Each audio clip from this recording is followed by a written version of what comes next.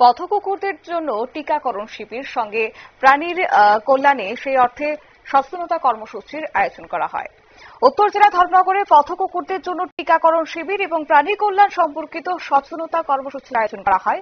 রাজ্য প্রাণী সম্পদ উন্নয়ন দপ্তর এবং public committee on animals right and endangered spices এর যৌথ সহযোগিতায় এই শিবিরটি অনুষ্ঠিত হয় ধর্মনগর টাউন হল সংলগ্ন স্থানে।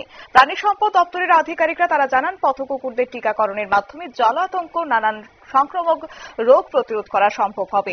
একই সঙ্গে সাধারণ মানুষকে প্রাণীর প্রতি সহানুভূতি ও দায়িত্বশীল আচরণের বার্তা দেওয়া হচ্ছে। কি রয়েছে বক্তব্য শুনুন। স্পেশালি আমাদের এনিম্যাল ওয়েলফেয়ার যে উইং আছে ডাইরেক্টরেটে, সেখান থেকেই আমাদের সব ডাইরেকশনগুলো আসে।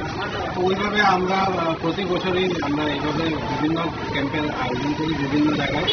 তো সেভাবে আজকে এই বছরের প্রথম ক্যাম্পটা আমরা করলাম এবং আরও অনেকগুলো ক্যাম্প আমাদের আয়োজন করার কথা আছে। অ্যাকর্ডিংলি সেইভাবে আমরা অ্যানাউন্সমেন্ট করে পাবলিককে জানাবো।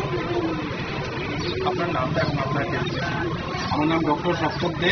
আমি এখানে আপনারা শুনলেন তাদের বক্তব্য, অর্থাৎ এই সচেতনতা শিবিরের পথ কুকুরদের টিকাদান, চিকিৎসা এবং তাদের স্বাস্থ্য পরীক্ষা করা হয়। স্থানীয় মানুষকেও প্রাণী সুরক্ষা এবং কল্যাণমূলক কার্যক্রমে যুক্ত হওয়ার জন্য উৎসাহিত করা হয়েছে। সরকারি সূত্রে জানা যায় যে ভবিষ্যতে এরকম আরও টিকাকরণ ও সচেতনতা শিবিরের আয়োজন করা হবে, যাতে মানুষ এবং প্রাণী উভয় সুরক্ষা নিশ্চিত করা যায়।